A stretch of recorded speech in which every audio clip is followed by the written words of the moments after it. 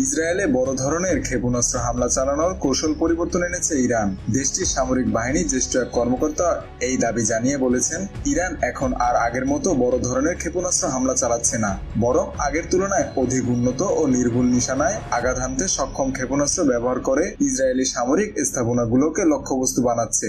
শনিবার মার্কিন সংবাদ মাধ্যম সিএনএন-কে দেওয়া এক সাক্ষাৎকারে অজ্ঞাত ওই কর্মকর্তা ইরানের ক্ষেপণাস্ত্র মজুদ ফুরিয়ে আসছে বলে ইসরায়েল যে দাবি করেছে তা প্রত্যাখ্যান করেছেন তিনি। ইরানের সামরিক বাহিনী বর্তমানে আরো উন্নত প্রযুক্তির নিখুঁত নিশানায় আঘাত হানতে সক্ষম ক্ষেপণাস্ত্র ব্যবহার করে ইসরায়েলে হামলা চালাচ্ছে বলে দাবি করেছেন ইরানি ওই কর্মকর্তা। ইসরায়েলের প্রতিরক্ষা বাহিনীও ইরানের এই দাবির বিষয়টি নিশ্চিত করেছে। ইসরায়েলের হোম ফ্রন্ট কমান্ড বলেছে, ইরান এখন ব্যালিস্টিক ক্ষেপণাস্ত্র ব্যবহার করছে যেগুলো ক্লাস্টার বোমা বহনে সক্ষম। এই ধরনের ক্ষেপণাস্ত্রের ওয়ারহেড বা বোমা নির্দিষ্ট উচ্চতায় প্রায় 7 কিলোমিটার পৌঁছে অন্তত 20টি বিস্ফোরক অংশে ভাগ হয়ে যায় এবং প্রায় 8 কিলোমিটার এলাকা জুড়ে ছড়িয়ে লক্ষ্যবস্তুতে আঘাত হানে। মেহেদী হাসান বাপ্পি, খুলনা গেজেট।